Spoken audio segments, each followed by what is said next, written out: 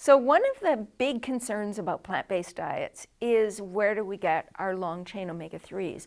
40% of the gray matter of the brain or so, maybe even more, is DHA. And when we think about DHA and EPA, so just stepping back a little bit, there are two essential fatty acids, linoleic acid, which is an omega-6 fatty acid, and alpha-linolenic acid, which is an omega-3 fatty acid. We must have both. We can't manufacture them in our bodies. We have to have both, and we have to get them from the diet. Simple as that. We get plenty of omega-6s because omega-6s, grains, the main fats are omega-6s. Many of our seeds, like poppy seeds and sesame seeds and pumpkin seeds and sunflower seeds, are mainly omega-6s. And so we get lots of omega-6s. The oils that are used in processed foods are largely omega-6s.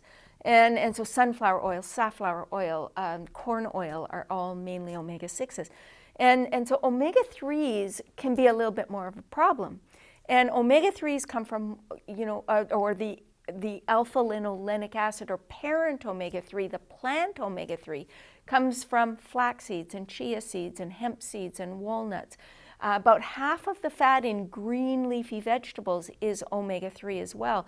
But there's so little fat in greens, you would have to eat, 20 to 30 cups of them to get enough.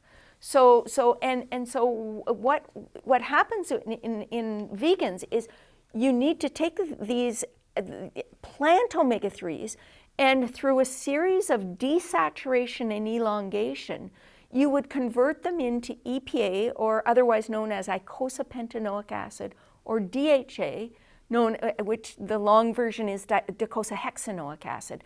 These fats are very biologically active. They're extremely important in the brain, the eyes, in the cell membranes of the human body. And so we need them. Now, these fats are highly unstable. They're the most unsaturated fats in the human diet. And so they need to be treated with some care as well. But the conversion, our ability to convert, take the plant form, turn it into the biologically active form, and to get back to those biologically active forms, the EPA gets converted into something we call eicosanoids, prostaglandins, prostacyclins, leukotrienes, thromboxanes, these kinds of things. And the DHA and EPA also can get converted into other compounds like we call them resolvins and protectins. And these are just hugely important in the human body and protective. And so we need these things. So vegans generally have lower levels in their bodies, maybe a third to a half at most compared to omnivores. Vegetarians a little more because they get some DHA from eggs, from egg yolks. But generally, people eating plant-based make less and have lower levels in their bodies. And so there's a couple of ways they can overcome that. One is to make sure you get enough alpha-linolenic acid. So you're eating enough of the flax and chia and hemp and so on, and you're not eating too much omega-6, because the omega-6s and omega-3s, that linoleic acid and alpha-linolenic acid, compete for the conversion enzymes. So if you get too much omega-6, the omega-6 will win out. So we need to make sure we have a reasonable balance if we're plant-based. And then the second thing we can do is to make sure we're getting the nutrients we need, because conversion requires that we be nutritionally replete in a number of nutrients. So we just have to be cautious of having a balanced diet. And then the other things that we need to do, not smoking, not drinking too much, all of those things can depress desaturase enzymes as well. So, and then people that their heritage is a sort of fish-eating populations, island people or Japanese, they may not make as many conversion enzymes. So their levels may be low as well because they lack conversion enzymes.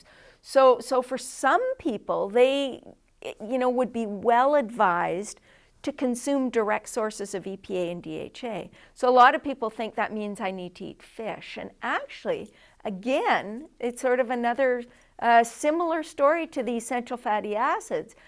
These essential amino acids in plants. The essential fatty acids are these long chain fatty acids are actually made by microalgae in the ocean.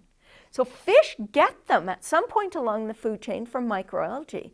And so what's happening now is manufacturers are actually culturing the microalgae and extracting the DHA and EPA. And so we can purchase it as supplements. They're adding it to some oils and other things as well. But we can purchase the stuff without raping the oceans. You know, there have been estimates that by 2050, we will have fished out all of the fish in the oceans. Basically, the fish stocks will be either, you know, what do we call endangered or threatened or whatever, or extinct completely.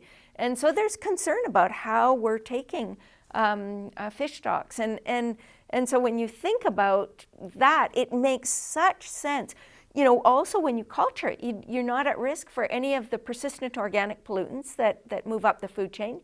You're not at risk for the mercury and the other heavy metals that can contaminate fish and seaweed. And so it makes sense to get it that way. And the other thing is when you consume huge amounts of fish oil, these again are very highly unstable fats. You flood your body with what is not physiologically a kind of natural amount to be consuming. Your body may not be able to deal with it, and some of it may get oxidized.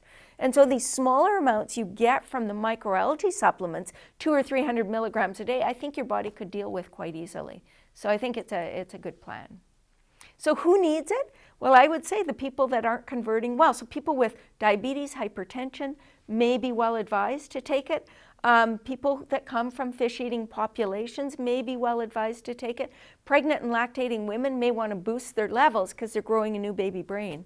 And so that's, you know, those are populations. Would everybody need it? We don't really know. But it might make sense for people to take it even 2 or 3 times a week to kind of keep their levels a little bit above what we see in the average vegan population.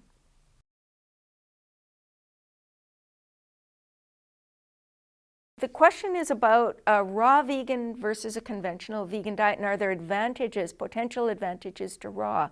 And I would say there are possibly advantages in sort of both camps, but the main advantages for raw is when you do a raw food diet, you're eliminating 2 categories of foods. You're eliminating animal products and processed foods. When you do a vegan diet, you're eliminating animal foods. You may not necessarily be eliminating processed foods. So the raw diet would be, it tends to be a very clean diet, often organic and no processed food. So you're not getting all of the additives and preservatives and artificial sweeteners and the white flour and all of that's gone. And so this is a potentially very highly therapeutic diet if it's designed properly. Now, a whole food plant-based diet where you're doing the other thing about the raw diet is you're minimizing your intake of the products of oxidation that occur with cooking. And that's you know, potentially quite a huge benefit because we're looking at, you know, polycyclic aromatic hydrocarbons, advanced glycation end products, the acrylamide and other products, if you're especially cooking with oil, that you would form the acrylenes and so on, aldehydes that form with cooking oils. And so definitely some huge advantages in that direction. Now, a conventional vegan diet, if it's a whole food plant-based diet where you're not frying foods, you're not adding sugars, you're not using white flour, and the way that you cook foods is you know, you steam your vegetables or you're doing things very consciously in those ways, then that diet would be much more comparable to a raw food diet.